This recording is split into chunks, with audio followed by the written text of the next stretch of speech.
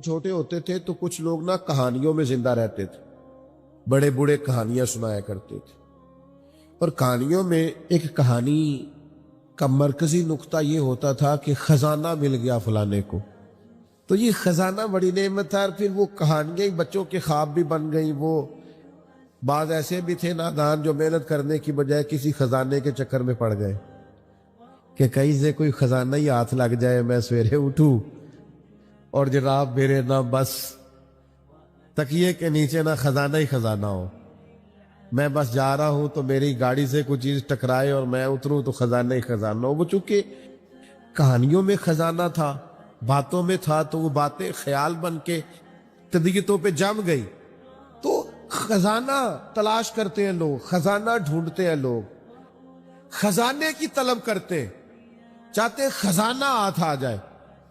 اور خزانے کی جو عرف عام میں تشریح ہے وہ یہ ہے کہ اب خزانہ ہاتھ آ گیا، اب بھائی ختم ہو گئی بات، اب کوئی ضرورت ہی نہیں بچی۔ اور لوگ بطور تنقید بھی ایک بات کرتے، پتہ نہیں اس کی ہاتھ کون سا خزانہ آ گیا ہے۔ تو خزانہ یہ ہے کہ اب ختم ہو گئی، اب یہ سب سے امیر شخص ہے، تو بھائی خزانہ ہی نہ بتا دے آج آپ کو خزانہ کیا ہے۔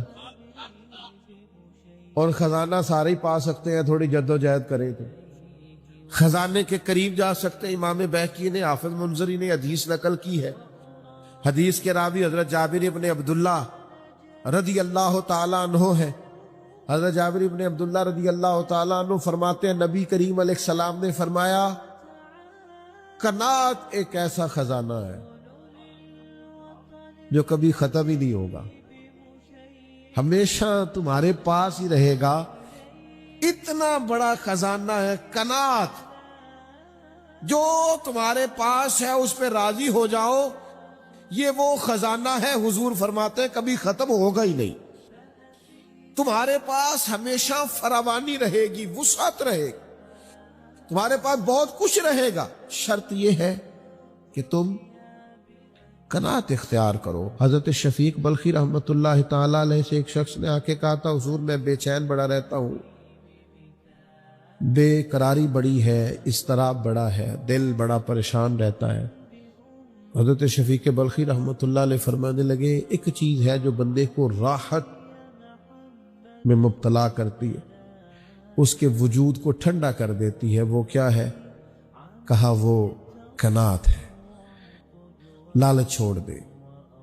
تھوڑا سا نا میں کیسے آپ کی خدمت میں عرض کروں کہ بعض لوگ اس لالچ کی وجہ سے اپنے بچوں کو وقت نہیں دے پاتے، اپنے بیمار ماں باپ کو ٹائم نہیں دے پاتے، اس لالچ اور ہرس اور ہوس کی وجہ سے ڈھیر ساری دشمنیاں مول لے لیتے، اور جب یہ لالچ اور ہرس ہوس بڑھ جاتا ہے پھر لوگ کسی شخص سے ڈیلنگ نہیں کرتے، وہ پیسوں سے ڈیل کرتے، وہ دیکھتے ہیں میں فلاں آدمی سے کیسے نفع اٹھا سکتا ہوں۔ مومن کی جو ایک خوبصورت روحانی مانوی اور حسین زندگی ہوتی ہے وہ اس زندگی کا لطف نہیں پا پاتے، کیوں؟ اس لیے کہ ہر چیز کو پیسوں میں تولتے، ہر چیز کو شہرت میں تولتے، ہر چیز کو خود پسندی میں تعریف میں تولتے۔ تو کریں، محنت کریں، جد و جہد کریں، آگے بڑھیں۔ شاہ فرید الدین عطار رحمت اللہ علیہ کہتے ہیں میں تصوف طریقت معرفت کے راستے میں آنے سے پہلے نا عطر بیچتا تھا، عطار عطر فروش کو کہتے ہیں۔ میں عطر بیچتا تھا تو میری دکان پہ ایک بزرگ آئے جو میری توبہ کا سبب بنے۔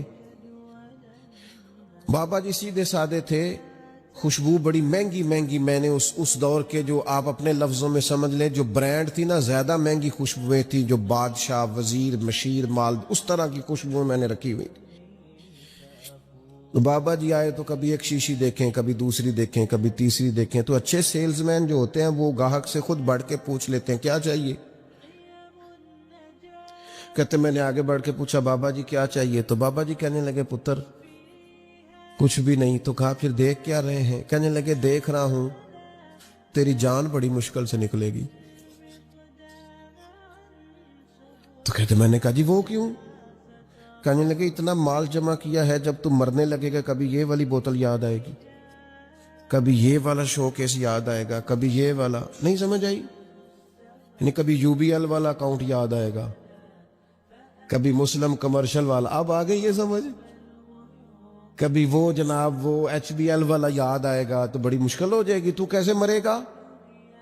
تو کہتے ہیں میں دنیا دار تھا، مجھے غصہ آیا، میں نے بڑے تلخ اور طنزیہ لہجے میں کہا میری جان تو مشکل سے نکلے گی تو تیری کیسے نکلے گی؟ کہتے بابا کہنے لگا بیٹا ادھر آنا باہر۔ میں سین میں آیا، وہ زمین پہ لیٹا، اس نے کلمہ پڑھا اور اس کی روح پرواز کر گئی۔ میری یوں نکلے گی، عرش فرشتے بانگا ملیاں نہیں تے مکے پہ گیا شور، بلے شاہ آسان نہیں مرنا، یہ تے مر گیا ہی کوئی ہور، ایسے نکلے گی میری۔ کہتے ہیں اس نے کلمہ پڑھا اور وہ پرواز کر گئی۔ میں نے کفن دفن کا بندوبست کیا، ساری رات میں سوچتا رہا یہ بھی منظر ہوتا ہے دنیا میں، اتنی آسانی سے شخص چلا گیا۔ فرماتے ہیں بس پھر میں نے بھی صبح خیرات کی، کاروبار کو اتنا کیا جتنی مجھے ضرورت ہے، اور پھر میں نے بھی اپنا زیادہ وقت اپنے رب کی رضا کے لیے گزارنا شروع کیا۔ عزیز دوستو، دنیاوی مال و متاع کا پیار خوف پیدا کرتا ہے، خوف۔ اور میں آپ سے عرض کروں، ریاکار بھی بزدل ہوتے ہیں، وہ بھی موت سے ڈرتے ہیں۔ جو کچھ کیا دکھلاوے کے لیے کیا، اخلاص ہے ہی نہیں۔ مخلص بندہ کبھی موت سے ڈرتا، چھپا چھپا کے نیکیاں کی ہیں، چھپا چھپا کے قرآن پڑھا ہے، چھپا چھپا کے تلاوتیں کی ہیں، چھپا چھپا کے درود پڑھا ہے، کونوں میں بیٹھ بیٹھ کے نعتیں سن کے حضور کی یاد میں رویا ہے۔ اس نے کسی کی مدد کی ہے تو اس نے بڑی چھپا چھپا کے کی ہے، نیکیاں مخلصانہ ہے۔ اس لیے یہ بندہ موت سے نہیں ڈرتا، یہ بہادر ہوتا ہے، طاقتور ہوتا ہے، اس کے مزاج کے اندر کمزوری نہیں ہوتی، اسے پتہ ہوتا ہے کہ میں نے یہاں کے لیے جمع نہیں کیا، میں نے تو وہاں کے لیے جمع کیا ہوا ہے، لہٰذا یہ دوڑتا ہے، یہ ڈرتا نہیں۔ اور پھر زیادہ لوگ وہ ڈرتے ہیں موت سے جو موت سے نہیں ڈرتے، اپنے اعمال سے ڈرتے ہیں۔ انہیں پتہ ہوتا ہے دنیا میں تو گناہ چھپے ہوئے ہیں، مر گئے تو کھل جائیں گے، وہ ڈرتے ہیں۔ جن لوگوں نے اپنے کردار کو بعظمت نہیں کیا ہوتا، باوقار نہیں کیا ہوتا، کردار میں خوبصورتی اور حسن نہیں پیدا کیا ہوتا، وہ لوگ ڈرتے ہیں موت سے۔ اور جنہوں نے کردار پر توجہ دی ہوتی ہے، عمل میں خوبصورتی ہوتی ہے، ان کو تو پتہ ہوتا ہے کہ ہم نے اپنی زندگی یہاں کے لیے گزاری نہیں، گزاری وہاں کے لیے، اس دیس کے ہمراہی ہے۔ تو یہ لوگ موت سے ڈرتے۔ اب میں آپ سے عرض کروں، موت سے پیار بھلا کون کرتا ہے؟ کچھ لوگوں کو موت سے محبت بھی ہو جاتی ہے۔ ایک تو وہ شخص موت سے پیار کرتا ہے جس کا آخرت پر کامل یقین ہو، جسے یقین ہونا مرنے کے بعد نعمتیں ملیں گی، کرم ملے گا۔ نبی پاک صلی اللہ تعالی علیہ وسلم نے بدر کے دن فرمایا دوڑو بھائی اس جنت کی طرف جس کی چوڑائی زمین آسمان کے برابر ہے۔ تو حضرت عمیر رضی اللہ تعالیٰ عنہ انصاری صحابی تھے، فرمانے لگے حضور جنت زمین آسمان کے برابر چوڑی ہے؟ قرآن مجید نے کہا نا اللہ کی بخشش اور جنت کی طرف دوڑو، جنت زمین آسمان جتنی چوڑی ہے، اور صرف چوڑائی بتائی ہے، لمبائی نہیں بتائی۔ فرمایا تم نے جو چیز سب سے زیادہ دیکھی ہے وہ زمین آسمان ہے، اتنی جنت صرف چوڑی ہے، اور کسی بھی چیز کی چوڑائی زیادہ نہیں ہوتی، لمبائی زیادہ ہوتی ہے۔ حضور فرمانے لگے اس جنت کی طرف دوڑو۔ تو حضرت عمیر انصاری رضی اللہ تعالیٰ عنہ عرض کرنے لگے حضور جنت زمین آسمان کے برابر چوڑی ہے؟ حضور نے فرمایا ہاں۔ تو حضرت عمیر کہنے لگے واہ واہ واہ واہ واہ، یقین کامل تھا نا کہ جنت ملے گی، آخرت کی نعمتوں پر واہ واہ اتنی چوڑی۔ تو حضور فرمانے لگے واہ واہ کیوں کر رہے ہو؟ عرض کرنے لگے حضور اللہ کی رحمت دیکھ کے واہ واہ کر رہا ہوں۔ پھر کھجوریں کھا رہے تھے، جھولی میں کھجوریں تھی، پھر 2 منٹ لگے کھجوریں چھوڑ دی، کہنے لگے یار دیر کیوں کرنی ہے، یہاں بیٹھ کے کیوں کھائیں، جنت میں جا کے کھائیں گے۔ فوراً میدان کارزار میں اترے، تھوڑی دیر جنگ ہوئی، اللہ تعالیٰ نے شہادت عطا فرما دی۔ آخرت پر یقین ہو تو پھر بندے کو نا پیار ہو جاتا ہے۔ اور حضور نے فرمایا موت تو مومن کے لیے تحفہ ہے، پھر تو یہ تحفہ اسے نصیب ہو جاتا ہے۔ اور پھر جن لوگوں کی اللہ کی رحمت پر امید ہوتی ہے نا کہ اللہ مہربان زیادہ ہے، حضور علیہ الصلوۃ والسلام نے فرمایا رب کے ساتھ تم جس طرح کا گمان کرتے ہو اللہ بھی تمہارے ساتھ اسی طرح کا معاملہ فرماتا ہے۔ کامل امید ہونا اللہ کی رحمت کی، اپنے ذہن میں کبھی مایوسی نہیں پیدا کرنی، کمزور نہیں پڑنا۔ ہم گناہ گار ہیں، ہم سیاہکار ہیں، ہمارے اندر خطائیں ہیں، پر غلام بھی تو مدینے والے محبوب کے ہیں نا، کلمہ بھی تو نبی کریم کا پڑھتے ہیں نا، اللہ مہربان بھی تو بڑا ہے نا۔ ہمیں غور بھی کرنی ہے، احساس بھی پیدا کرنا ہے، لیکن مایوسی کا شکار نہیں ہونا۔ کتنی بڑی بات ارشاد فرمائی، فرمایا لا تقنطوا من رحمت اللہ، تم نے میری رحمت سے نا امید نہیں ہونا۔ اللہ کی رحمت سے نا مالک کیا ملے گا؟ فرمایا ان اللہ یغفر الذنوب جمیعا، اللہ سارے ہی گناہ معاف فرما دے گا۔ تو جن لوگوں کو اللہ کی رحمت پر نبی کریم علیہ السلام تشریف فرما ہے، امام غزالی نے لکھا ایک بدو آ گیا، دیہاتی سادہ آدمی، سادے بندے بھی سادے ہوتے ہیں، ان کا بھی اپنا طرز زندگی ہوتا ہے۔ تو بدو آ گیا، سادہ آدمی تھا، آتے ہی السلام علیکم لے کے نا تو کوئی بات ہی نہیں کی، سیدھا سیدھا ہی کہتا یا رسول اللہ صلی اللہ علیہ وسلم یہ بتائیں قیامت کے دن حساب کس نے لینا ہے؟ تو حضور فرمانے لگے بھائی یہ تو بڑی صاف سی اور مختصر سی اور سادہ سی بات ہے، حساب تو اللہ تعالیٰ نے لینا ہے۔ تو اب اس نے جو لفظ کہے اللہ کے حبیب کی آنکھوں میں آنسو آ گئے، کہنے لگے اگر اللہ نے حساب لینا ہے پھر انشاءاللہ کرم ہی ہوگا۔ تو حضور فرمانے لگے تمہیں یہ امید کس طرح ہے؟ تو عرض کرنے لگے یا رسول اللہ کریم جب غالب آتا ہے تو معاف ہی کرتا ہے۔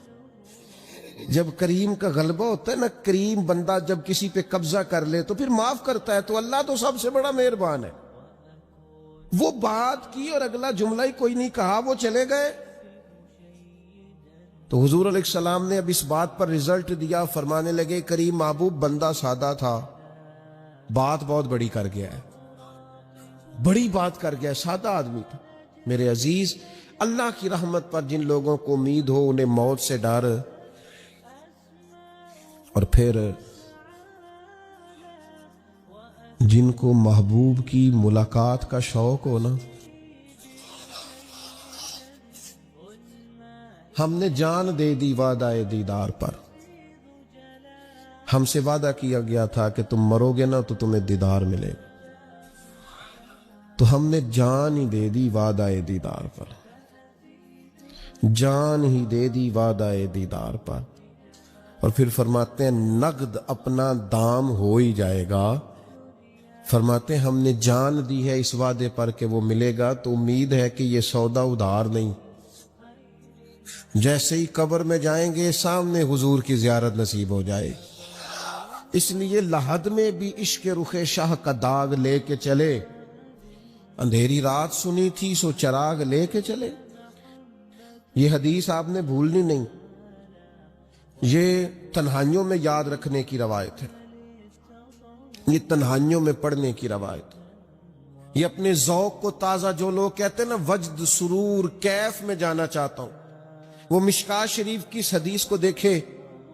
اللہ کے حبیب علیہ السلام نے فرمایا لوگوں میں تمہیں بتاؤں قیامت کے دن اللہ تعالیٰ بندوں سے پہلا سوال کیا فرمائیں گے اور بندے اس کا جواب کیا دیں گے؟ یا رسول اللہ کرم فرمائیے، بتائیے۔ تو کریم فرمانے لگے اللہ تعالیٰ قیامت کے دن بندوں سے سب سے پہلا سوال، اگرچہ بعض اور احادیث میں اور سوالات بھی آئے ہیں قیامت میں جو سب سے پہلے ہوں گے، لیکن اس حدیث میں یہ والا سوال حضور نے بیان فرمایا۔ حضور فرمانے لگے اللہ قیامت کے دن اپنے بندوں سے سب سے پہلا سوال یہ فرمائے گا کیا تم میری ملاقات کو پسند کرتے تھے؟ اوئے ہوئے ہوئے، کیا تمہارا ملنے کو جی چاہتا تھا؟ کبھی اے حقیقت منتظر نظر آ نہ لباس مجاز۔ اقبال کہتے ہیں تیرے کرم اتنے ہیں دل کرتا ہے تجھے دیکھیں، کبھی کبھی اے حقیقت منتظر نظر آ نہ لباس مجاز میں۔ लाखों सजदे तड़प रहे हैं मेरी जबीने नियाज में, तुम्हारा दिल करता था मुझसे मिलने को। हुजूर फरमाते बंदे अर्ज करेंगे मालिक बड़ा दिल करता था। तो फिर अल्लाह फरमाएंगे ये गुफ्तगू की मानवियत तो देखो यार, इसका हुस्न तो देखो। अल्लाह फिर पूछेंगे क्यों दिल करता था तुम्हारा? दिल करता था तो क्यों करता था? अर्ज करेंगे मालिक इसलिए कि हमें उम्मीद थी कि तू माफ भी कर देगा, रहमत भी फरमाएगा। इस माफी की उम्मीद पर दिल करता था तू मिले। हुजूर फरमाते हैं फिर रब फरमाएगा मुझ पर वाजिब है, मैंने अपने करम से वाजिब कर लिया है कि आज तुम्हें जन्नत अता करूंगा। ये जो मुलाकात है ना, मुलाकात कि वो मिलेंगे, उनसे मुलाकात हो। उम्र बीत गई ना नाम जपते, उम्र बीत गई ना तज़किरा करते। हमसे भी लोग पूछते हैं क्या कमाई की, क्या जिंदगी में हासिल किया, तो हम कहते हैं शर्क से गरब तक, मुल्क के कोने से लेकर दूसरे कोने तक मदीने वाले की बात की है, हुजूर का जिक्र किया है। नबी पाक के और मैं अपनी हयाती तो कुर्बान थी वहां, सारी मोहम्मद मोहम्मद पकींदे गुजर गई सारी। ये एजाज है, ये करम है। अब क्या होता है गुनाहगार लोग इतना बड़ा दावा तो नहीं कर सकते, लेकिन दिल तो चाहता है ना कि चलो जिसका नाम लिया है उसकी कभी जियारत भी हो, कभी मुलाकात भी हो, कभी नजर करम भी हो। किसी ने अपने महबूब से कहा था कि जरा एक नजर मुझ पे भी कीजिए, तो करीब बैठे एक शख्स ने कहा यार तूने बड़ा दावा किया है, जो महबूब होते हैं उनको तकलीफ नहीं दी जाती, तू कहता है पूरा चेहरा ही तेरी तरफ फेरे। तो फिर उसने उस दरवेश से पूछा कि मैं भला फिर क्या करूं, मेरा दिल तो मेरा भी करता है ना। चलो ये तो आपकी बात ठीक है कि अब मैं महबूब से कहूं कि इतनी तकलीफ करे कि मेरी तरफ पूरा रुख फेरे, तो ठीक नहीं। तो फिर बताएं मैं क्या करूं? तो उसने कहा उन राहों में खड़ा हो जा जिन राहों की तरफ वो करीम देखता है। चलो इसी बाकिरदार को देखते देखते बीच में तेरे ऊपर भी नजर, मुझ पे महशर में नसीर उनकी नजर पड़ ही गई, मुझ पे महशर में नसीर उनकी नजर। ओए होए अल्लाह करे आपको भी वो लुत्फ आए जो मुझे आ रहा। कहते मुझ पे महशर में नसीर उनकी नजर, ये इंतहाई आजिज़ी है कहने वाले की। उसने बिल्कुल अपने आप को खत्म करके कहा कि मैं काबिल तो नहीं था और मैं फिर तकलीफ देता कि मेरी तरफ देखें, स्पेशल मेरे लिए वक्त निकाले। पर करम ये हुआ कि मुझ पे महशर में नसीर उनकी नजर पड़ ही गई। कहने वाले इसे कहते हैं खुदा का करना, कहने वाले इसे कहते हैं खुदा का करना। अल्लाह ने किया कि नजर मुझ पर पड़ ही गई, और जब फिर पड़ गई तो तेरी एक नजर का कमाल है और मेरी जिंदगी का सवाल है। बस जब पड़ गई तो सो फिर पड़ गई। मौत से वो बंदा कभी नहीं डरता जिसे मुलाकात का शौक हो। मिलना चाहे दाता अली अजमेरी से और मौत से डरे, मिलना चाहे हजरत गौसे पाक जलानी से और फिर मौत से डरे। जिंदगी गुजरी हो अली अली करते, फिर मौत से डरे। उम्र भर सैयदना उस्मान गनी की सखावत की बात की हो और फिर जन्नत में जाके उनसे मिलने का शौक पैदा न करे। सारी जिंदगी सैयदना फारूक का आदल बयान किया हो, सारी जिंदगी उनके इंसाफ का तज़किरा किया हो, पूरी उम्मत को बताया हो कि अगर जीना चाहते हो तो उमर के रस्तों पर चलो, और फिर ये मौत से डरे और मर के जनाबे फारूक आजम की जियारत को पसंद न करे। जिसे सिद्दीक की वफाएं याद हो, जिन्हें जनाबे अबू बकर सिद्दीक का इश्क याद हो, वो फिर उनकी जियारत ना करना चाहे और सारी उम्र हुजूर की नात पड़ी हो। مانا نہیں آتا تھا پھر بھی کہا بلغ العلا بکمالہ کشفت دجا بجمالہ حسنت جمیع خصالہ صلو علیہ والہ سے نہیں ترجمہ آتا تھا، پر جب بھی کو پڑھتا تھا یہ بھی جھومتا تھا، مولا یا صلی وسلم دائما۔ میں آپ کو بتاتا ہوں، توتلا آدمی، توتلا اور دیوانہ مجذوب بیچارہ، سمجھ نہیں، توتلا بولنا بھی ٹھیک نہیں آتا۔ مجھے نماز کا سلام پھرا تو وہ جلدی آ گئے، اور ایک مجذوب آدمی تھے، سادے تھے، تو سلام لی تو کرنے لگے میں گل کرنی سی، تو میں نے ان سے کہا کہ تھوڑی دیر کے بعد ملتے ہیں۔ سادہ آدمی ہے، اللہ مجھے معاف کرے، میں کوئی نقل تو نہیں ان کی اتار سکتا، اس زبان کو ہم توتلی نہیں کہتے، ہم اس زبان کو بلالی زبان کہتے ہیں۔ یہ بڑی خوبصورت زبان ہوتی ہے، یہ جو توتلے لب و لہجے ہوتے ہیں نا، وہ جب بچہ پوری طور پہ اماں نہیں کہہ سکتا، توتلا ہوتا ہے، تو کوئی مزہ آتا ہے اماں کو اماں کہلوانے میں۔ جب وہ پوری طور پر باپ کو بابا نہیں کہہ سکتا اور توتلا ہوتا ہے تو کوئی مزہ آتا ہے کہنے میں۔ وہ جب دادی، نانی، دادا کہتا ہے تو دادے کا دل کرتا ہے یہ 100 بار کہے، کیونکہ اسے کہنا نہیں نہ آتا، لیکن اس توتلاہٹ میں جو اس کو لطف آتا ہے۔ مجھے بڑے لوگ آ کے شعر سناتے ہیں، میں نے بڑے خوشگلو نعت خوانوں سے زندگی میں سنا ہے۔ وہ صاحب میرے پاس آئے اور میں نے کہا بعد میں ملیں گے، تو سادہ آدمی ہے، مجذوب ہے، پورا شعور نہیں رکھتا۔ مجھے کہنے لگا مصطفیٰ جان رحمت کے بعد، مصطفیٰ جان رحمت پہ لاکھوں سلام کے بعد، یعنی مانا یہ تھا کہ سلام کے بعد۔ تو اب بڑے بڑے سریلے بندوں سے بھی بندہ سنتا ہے، میرا دل کرے، اور میں نے جان بوجھ کے ان سے کہا دوبارہ کیا جائے ذرا، کیونکہ توتلے تھے نا۔ میں نے کہا، کہنے لگے مصطفیٰ جان رحمت پہ لاکھوں سلام کے بعد، اور میرے عزیز یاد رکھو، ساری زندگی حضور کی نعتیں پڑھی، نبی پاک کے تذکرے سنے، اب موت سے ڈر جائے؟